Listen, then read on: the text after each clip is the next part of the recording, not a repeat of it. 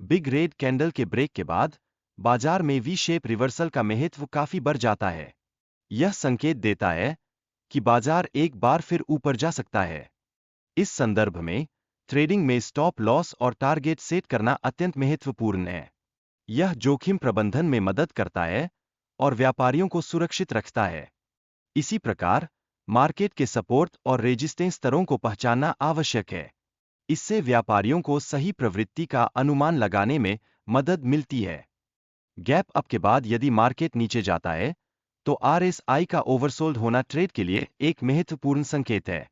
इस स्थिति में सही समय पर ट्रेड करना आवश्यक होता है। इसके अलावा आरएसआई के 30 के ऊपर जाने पर खरीदारी का संकेत मिलता है। इसे ध्यान में रखते हुए स्टॉप लॉस और टारगेट का सही निर्धारण करना आवश्यक है। अगले चरण में वीडियो में इमोशंस को मैनेज करने के लिए कई रणनीतियों की चर्चा की गई है। यह ट्रेडिंग में सफलता के लिए बेहद महत्वपूर्ण है।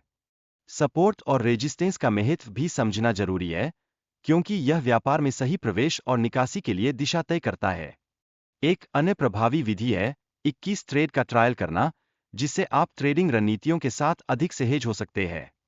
यही नहीं, रिस्क मैनेजमेंट के साथ ट्रेडिंग करना आवश्यक है, ताकि नुकसान को नियंत्रित किया जा सके और लाभ को अधिकतम किया जा सके। स्टॉप लॉस का सही उपयोग करना बहुत महत्वपूर्ण है, ताकि संभावित नुकसान को कम किया जा सके। यह रणनीति सफल ट्रेडिंग के लिए अनिवार्य है।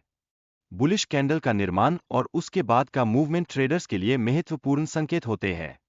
यह मार्केट के संभावित उलटफेर को दर्शाता है। यदि मार्केट नीचे जाता है तो बंजर बैंड के बाहर क्लोजिंग और फिर अंदर क्लोजिंग होने पर ट्रेड ट्रिगर होता है।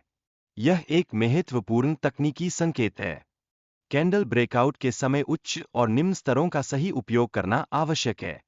यह रणनीति 1:03 और 1:02 के लक्ष्य के साथ कार्य करती है। मैग्नेट स्ट्रेटेजी के माध्यम से मार्केट मूविंग एवरेज को टच करने की प्रवृत्ति होती है। जब मार्केट दूर होता है तो यह रणनीति प्रभावी होती है। 44 मूविंग एवरेज का उपयोग करने से ट्रेडिंग में सटीकता बढ़ती है। यह तकनीक 5 मिनट और 15 मिनट के चार्ट पर लागू की जा सकती है।